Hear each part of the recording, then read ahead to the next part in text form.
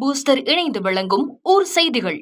மத்திய பிரதேசத்தில் நேற்று நிகழ்ந்த படகு விபத்தில் ஒரே குடும்பத்தைச் சேர்ந்த 5 தமிழர்கள் உயிரிழந்த சம்பவம் சோகத்தை ஏற்படுத்தியுள்ளது. திருச்சி மாவட்டம் திருவெரும்பூரை அடுத்த நவல்பட்டு அண்ணா நகரைச் சேர்ந்த காமராஜ் என்பவர் திருச்சி துப்பாக்கி தொழிற்சாலையில் பயிற்சி பெற்று வந்த நிலையில் கடந்த ஓராண்டுக்கு முன்பு மத்திய பிரதேச மாநிலத்தில் உள்ள துப்பாக்கி தொழிற்சாலையில் பணியில் சேர்ந்தார். மேலும் அங்கு குடும்பத்துடன் வசித்து வந்துள்ளார். இந்த நிலையில் கோடை விடுமுறையை முன்னிட்டு திருப்பூர் தாராபுரத்தில் உள்ள அவரது அண்ணன் குடும்பத்தினர் மத்திய பிரதேசத்தில் உள்ள காமராஜ் வீட்டுக்கு சென்றுள்ளனர். இதனையடுத்து காமராஜ், அவரது மனைவி கார்குழலி, மகன்கள் புவிதரன், தமிழ்வேந்தன், அவருடைய அண்ணியின் குழந்தைகள் 2 என மொத்தம் 7 பேரும் ஜபல்பூரில் உள்ள பர்கி அணைக்கு சுற்றுலா சென்று படகு சவாரி மேற்கொண்டுள்ளனர். அப்போது எதிர்பாராத விதமாக அவர்கள் சென்ற படகு கவிழ்ந்ததில் காமராஜ், கார்குழலி, தமிழ்வேந்தன், அவரது அண்ணி மற்றும் அவர்களுடைய ஒரு குழந்தை என 5 பேர் நீரில் மூழ்கி உயிரிழந்துள்ளனர். இதில் காமராஜின் மனைவி கார்குழலி மற்றும் அவரது அண்ணியின் உடல்கள் மட்டுமே மீட்கப்பட்டுள்ளதாகவும், காமராஜ், தமிழ்வேந்தன் மற்றும் அண்ணன் குழந்தை ஒன்றும் மீட்கப்படவில்லை என்றும் கூறப்படுகிறது. இந்த நிலையில் இறந்தவர்களின் உடலை சொந்த ஊரான திருச்சி நவல்பட்டு அண்ணாநகர் பகுதிக்கு கொண்டுவர அரசு நடவடிக்கை எடுக்க வேண்டும் என காமராஜின் தந்தை மற்றும் உறவினர்கள் கோரிக்கை வைத்துள்ளனர்.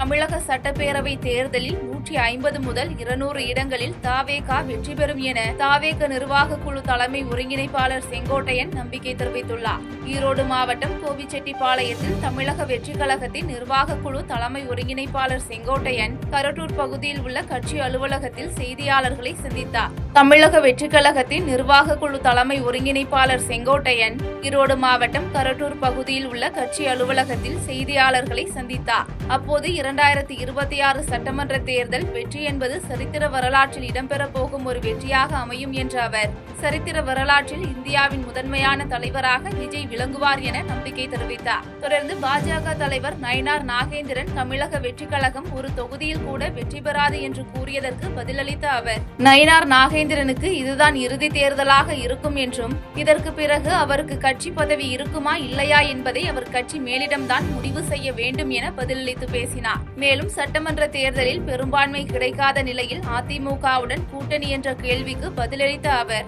பெரும்பான்மை கிடைக்காது என்ற நிலையே இல்லை என்றும், 150 முதல் 200 இடங்கள் வரை வெற்றி பெறுவோம் என்பதே மக்களின் தற்போதைய மனநிலையாக உள்ளது என்றும் தெரிவித்தார். பல்வேறு சோதனைகளை கடந்து சாதனை படைப்பதற்காக இரவுகள் பாராமல்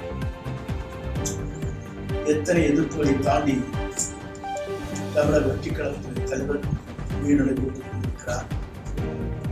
காலம் 4ஆம் தேதி சரித்திர வரலாற்றில் இந்தியாவிலே முதலிடத்தில் வரக்கூடிய ஒரே தலைவராக தமிழக வெற்றிக் கழகத்தின் தலைவர் தளபதி அவர்கள் விளங்குவார். தேர்தலுக்கு பிந்தைய கணக்கு சொல்லுவார்,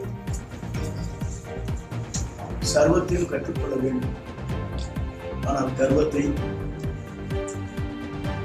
சுயநலத்தை கற்றுக்கொள்ள எந்த இயக்கங்களாக இருந்தாலும் இந்த சாம்ராஜ்யம் அழிவதை எவராலும் தடுக்க முடியாது. கருத்து கணிப்புகளுக்கு அப்பால் ஸ்டாலின் தொடரட்டும், தமிழ்நாடு வெல்லட்டும் என்ற குரல் ஓங்கி ஒலிக்கும் என சேகர்பாபு பேட்டியளித்துள்ளார். திருவள்ளூர் மாவட்டம் பொன்னேரி அடுத்த சிறுவாபுரியில் அமைந்துள்ள பிரசித்தி பெற்ற பாலசுப்பிரமணிய சுவாமி கோயிலில் அமைச்சர் சேகர்பாபு குடும்பத்துடன் சாமி தரிசனம் செய்தார். விநாயகர், மூலவர், உற்சவர், நவகிரக சன்னதிகளில் வழிபாடு செய்த அமைச்சர் சேகர்பாபுவிற்கு ஆலய நிர்வாகம் சார்பில் சிறப்பு பிரசாதம் வழங்கப்பட்டது. இதனைத் தொடர்ந்து செய்தியாளர்களை சந்தித்த சேகர்பாபு தேர்தல் கருத்து கணிப்புகள் குறித்த கேள்விக்கு, ஏற்கனவே கட்டங்களை உடைத்து எறிந்தவர் முதலமைச்சர் ஸ்டாலின் எனவும், கருத்து கணிப்புகளுக்கு அப்பால் ஸ்டாலின் தொடரட்டும், தமிழ்நாடு வெல்லட்டும் என்ற குரல் ஓங்கி ஒலிக்கும் என்றும் நம்பிக்கை தெரிவித்தார். மேலும் தேர்தலுக்கு பின் எரிவாயு விலை உயர்வு குறித்த கேள்விக்கு மத்திய அரசு வாடிக்கையாக செய்யும் செயல் என பதிலளித்தார். இந்த கருத்து கணிகளுக்கு அப்பால் நிச்சயமாக ஸ்டாலின் தொடரட்டும், தமிழ்நாடு வெல்லட்டும் என்ற குரல் மீண்டும் ஓங்கி ஒலிக்கும். பன்ருட்டி அருகே இருசக்கர வாகனம் மீது கார் மோதியதில் கூலி தொழிலாளி பெண்கள் 2 உயிரிழந்த சம்பவம் பெரும் சோகத்தை ஏற்படுத்தியுள்ளது. கடலூர் மாவட்டம் பன்ருட்டி அடுத்த பெரிய குரங்கணி கிராமத்தைச் சேர்ந்தவர் அருள். இவர் தனது முந்திரி தோப்பில் முந்திரி கொட்டை அறுவடை செய்வதற்காக புதுப்பேட்டை அடுத்த உறையூர் பகுதியைச் சேர்ந்த மல்லிகா, ரஞ்சிதம் ஆகிய இருவரையும் கீழக்குப்பத்திற்கு இருசக்கர வாகனத்தில் அழைத்து சென்றுள்ளார். அப்போது இருசக்கர வாகனம் கீழக்கொள்ளை பேருந்து நிலையம் அருகே சென்றபோது பின்னால் வந்த கார் மோதியதில் தூக்கி வீசப்பட்ட மல்லிகா, ரஞ்சிதம் ஆகிய இருவரும் சம்பவ இடத்திலேயே உயிரிழந்தனர். இதில் இருசக்கர வாகனம் ஓட்டிய அருள் படுகாயமடைந்த நிலையில் அவரை பண்ருட்டி அரசு மருத்துவமனைக்கு சிகிச்சைக்காக அனுப்பி வைத்தனர். இதனைத் தொடர்ந்து உயிரிழந்தவர்களின் உடலை மீட்டு பிரேத பரிசோதனைக்காக அனுப்பி வைத்த போலீசார் விபத்து குறித்து விசாரணை மேற்கொண்டனர். புதுக்கோட்டை மாவட்டம் குளத்தூர் தாலுகா திருமலை ராயபுரம் பகுதியைச் சேர்ந்த ஹரிஹரன் மற்றும் அதே பகுதியைச் சேர்ந்த தேவிஸ்ரீ ஆகிய இருவரும் திருமணம் செய்து கொள்வதற்காக கடந்த 5 மாதங்களுக்கு முன்பு வீட்டை விட்டு வெளியேறியுள்ளனர். இதையடுத்து பிள்ளைகள் காணவில்லை என பெற்றோர்கள் காவல் நிலையத்தில் புகார் அளித்த நிலையில் காணாமல் போன இருவரும் தஞ்சாவூரில் இருப்பதாக வந்த தகவலை அடுத்து இருவரையும் அழைத்து வந்துள்ளனர். இதையடுத்து கீரனூர் காவல் நிலையத்தில் இருதரப்பு பெற்றோர்களையும் அழைத்து பேசியதில் இருவரும் வெவ்வேறு சமூகம் என்பதாலும் இருவருக்கும் திருமண வயது இல்லை என்பதாலும் பெற்றோர்கள் சம்மதத்துடன் இருவரையும் பிரித்துவிட்டனர். இந்நிலையில் கடந்த 21ஆம் தேதி ஹரிஹரனை காணவில்லை என அவரது தாய் விஜயலட்சுமி காவல் நிலையத்தில் புகார் அளித்த நிலையில் 23ஆம் தேதி காட்டுப்பகுதியில் உள்ள கைவிடப்பட்ட கல்குவாரியில் ஹரிஹரன் சடலமாக இருந்ததை அடுத்து போலீசார் விசாரணை மேற்கொண்டனர்.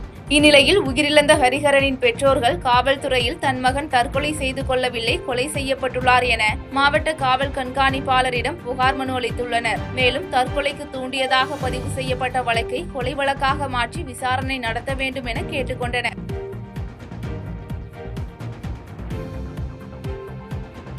செய்திகளை உடனுக்குடன் தெரிந்து கொள்ள கீழ்க்கண்ட கேபிள் மற்றும் டிடிஎச் நெட்வொர்க்குகளில் எம்நாடு செய்தி தொலைக்காட்சியை காணுங்கள். பாதகம் செய்பவரை கண்டால் நாம் பயம் கொள்ளலாகாது பாப்பா. மோதி மிதித்துவிடு பாப்பா, அவர் முகத்தில் உமிழ்ந்துவிடு பாப்பா. அண்மை செய்திகளை உடனுக்குடன் தெரிந்து கொள்ள இணைந்திருங்கள் எம்நாடு தொலைக்காட்சியுடன்.